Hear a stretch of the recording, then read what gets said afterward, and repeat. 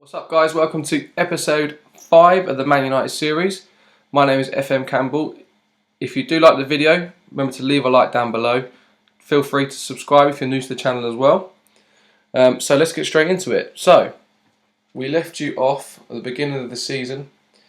It's been a very, very tough season, as I kind of predicted it would be. We'll get straight into the transfers, which is the good stuff, which you all want to know. Since we left you, we have done no business incoming wise whatsoever other than one transfer, and I saw a lot of you put loads of different people in the previous episode of who you think I should go for, and I went for this guy in the end. Romelu Lukaku, 22 years old, from Everton. We signed him for 36 million, so we are still splashing the cash. We continue to do so as we try to rebuild the catastrophe that was left over from David Moyes and Fergie, I guess. But yeah, so I'm very, very happy with this buy. He's already got, 5 in 2? I'm sure that's 5 in 2. Yeah, so 5 goals in 2, well, and 1 as a sub appearances. So it's starting to look like an awesome bit of business very early on. So I'm very, very happy. Unfortunately, he's cup tied for a couple of competitions, which is a shame, but Champions League wise, he will be able to come in after the group stages.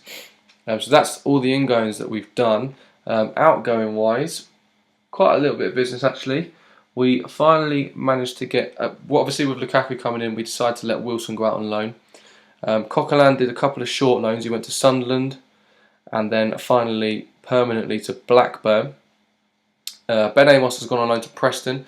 Wellington Alexandra finished his loan in January and he went out. And then obviously I actually wanted Wilson to sign the new deal, so I recalled him, got him to sign a new deal, and then he went back to Millwall on loan, still paying 100% of his wages, even though he was on more money, which I was quite keen to do, which we managed to do so.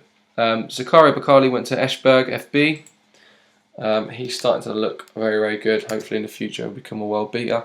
Bilal Ulchik, a lot of these were kind of recalled because they weren't playing enough football, even the position I wanted them to play, or not enough football at all. So Ulchik's gone to Getafe. Savic has gone to Iraklis. Hope I pronounced that correctly. Sean Goss to Mansfield. Tyler Blackett to Derby. Yuri Tielemans I decided to let go on loan to Villarreal. I'll explain why in just a second. And then Paddy McNair was recalled and he went to Crawley. So we'll get straight into why I sent out Tielemans. We've actually changed the tactics. We've gone with a 4-2-3-1 from the 4-1-2-1-2, which was that one there. We've gone to this one here. Now, this is the reason why. It has been extremely inconsistent performance-wise throughout the whole season. We left you after the West Brom game, so I'll get straight into it from here. Chelsea in the Premier League, after beating them 3-1 in the Community Shield, we lost 4-0 away there, I suppose. Then we had our first game of the Champions League. We managed to beat Tel Aviv 2-0 at home. Zivkovic with 2 goals. Then Liverpool we drew 1-1 with. Marco Reus with the only goal. And then QPR we beat 2-0 in the Capital One Cup third round. Chamberlain got 2 goals. They're his first goals for the club. Then we lost 1-0 to West Ham in the Premier League away. Lucas Romero own goal. Then we beat FC Salzburg in the Champions League in our second game in Group E. Beat them 4-0 with Johnny Evans, Royce and Strootman all scoring. And then it was an Asker Sorensen own goal. Swansea, we finally got to winning ways in the Premier League. We beat them 4-0. Johnny Evans, Rooney, Mata and Pogba all on the score sheet.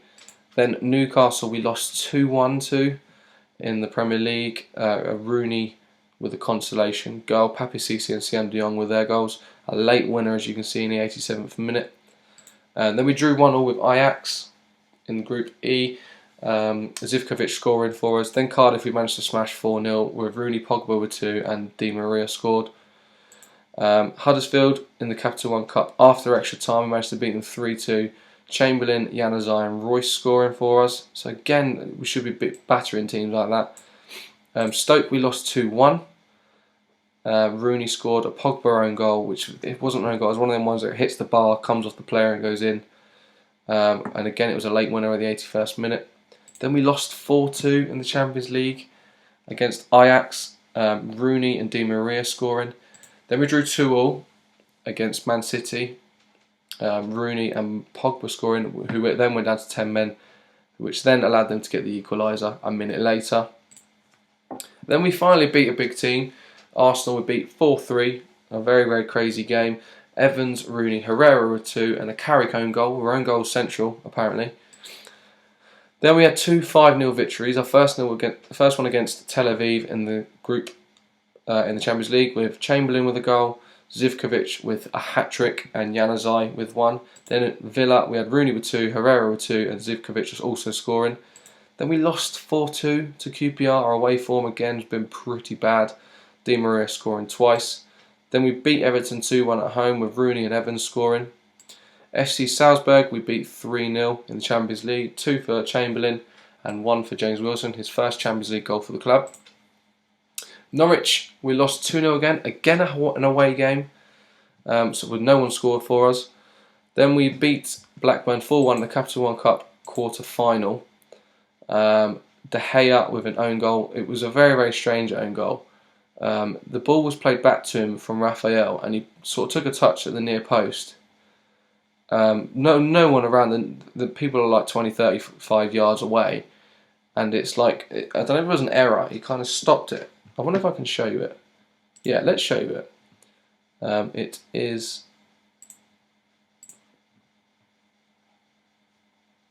So we generate a match report. It's a very, very strange goal. I don't know whether this has ever happened to you on your game. So this is the own goal here, right? So the ball was played up the field by Blackburn. Here we go. So Jordan Rose, I think we win the ball. Yeah, here we win the ball. Watch this. Now Peruzzi passes the ball back. He stops it, and it just rolls backwards, and it goes in. A very, very freakish goal. So that was a bit of a strange one. Oh no, we want to leave the match. So yeah, let me know what you think of that in the comments below. Where was we? Blackburn. So yeah, but we've been the 4-1 anyway, with Balanta scoring, Zivkovic, Romero and Royce on the score sheet. Then we lost 2-0 at home to Southampton, so no one scored. Schneiderlin and a late Wanyama goal. Then we drew 0-0 with Reading, and something was just going wrong. So as you can kind of see, from this point onwards, I changed the tactic. This is where I've changed to a 4-2-3-1. Basically, I just went a lot more attacking. So we were still conceding goals, but we were scoring an awful lot more. And I'm going to be serious with you here now. We were 12th in the league at this point, which is just ridiculous. It's just been freakish. I was getting frustrated, and I thought, no, let's start again. Let's clean slate. Let's go from the off. I was like, right, need to get a striker in straight away. So we moved into December. Obviously, we drew 0-0 with Reading. Then we beat, and I say beat, we battered Burnley 6-0, which we needed massively. Luke Shaw with 1, Zivkovic with 1, Royce with 1, Chamberlain with 2, and Di Maria with 1. A lot of 9s in the ratings in there, so it was clearly much better for us. Then I got a little bit worried because we lost 2-0 to Palace. Again, a De Gea own goal, but this one wasn't as freakish as the Blackburn one. And we did go down to 10 men in the first half as well. But then unfortunately for me, it was kind of my choice to change everything was backed up by a good streak of results. We battered Blackpool 5-0 in the third round of the FA Cup, where Peruzzi scored, Zivkovic with 2, Romero with 1, and Tielemans with a goal as well. Then Tottenham we beat 3-1. Rooney got a hat-trick in the Premier League. Then we beat West Brom 4-1. Rooney scored, Herrera scored, Januzaj and Carrick.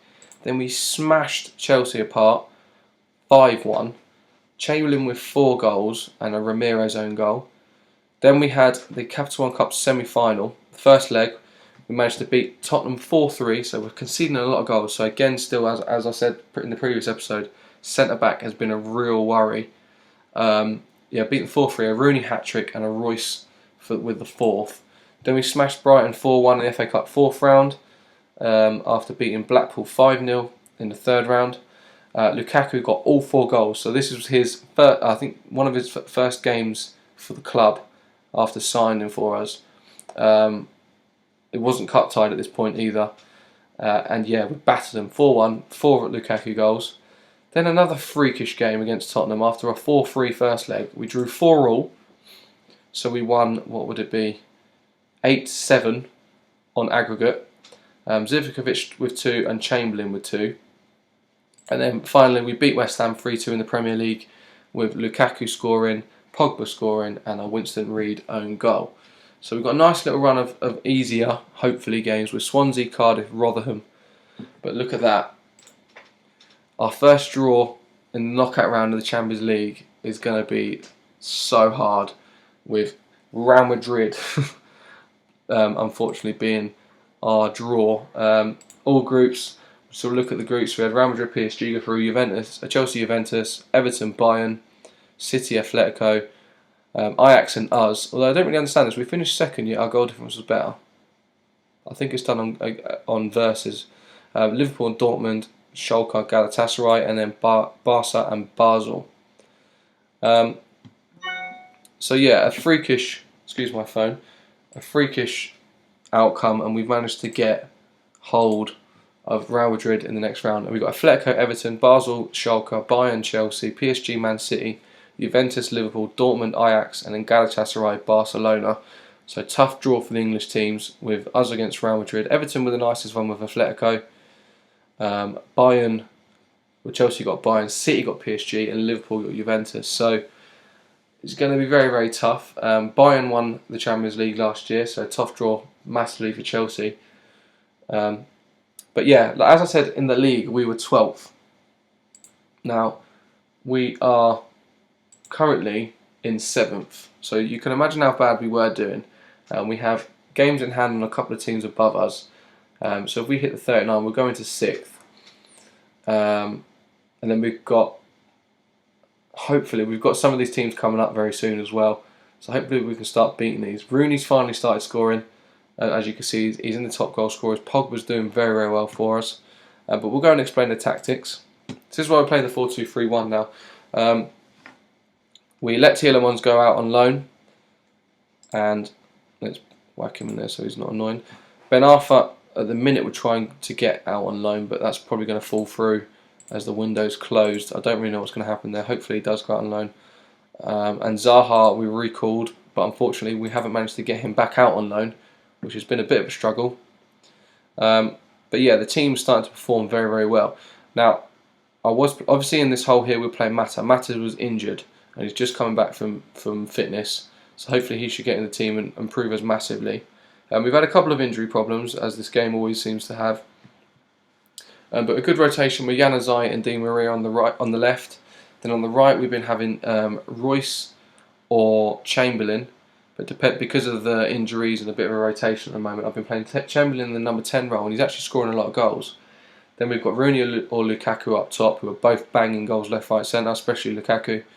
And then on the left-hand side of the centre midfield, we either have Pogba or Romero. And on the right-hand side, it would be Strootman or Carrick. Long-term, like to find a replacement for Carrick. He's getting very, very old now. I'd like a big player, deep line playmaker, or a slash defensive midfielder.